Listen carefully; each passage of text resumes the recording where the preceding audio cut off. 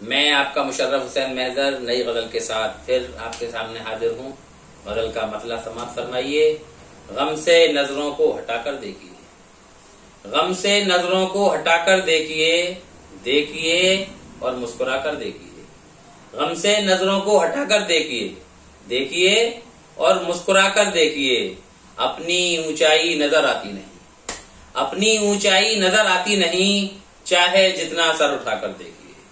अपनी ऊंचाई नजर आती नहीं, चाहे जितना सर उठाकर देखिए।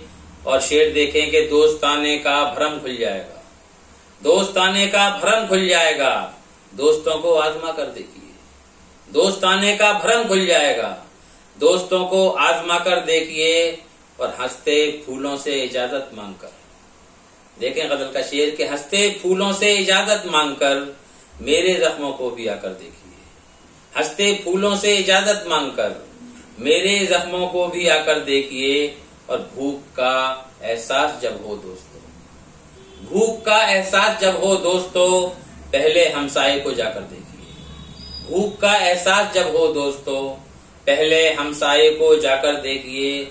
और आग पानी में कहीं लगती नहीं, आग पानी में कहीं लगती नहीं, आग पानी में लगा कर देखिए।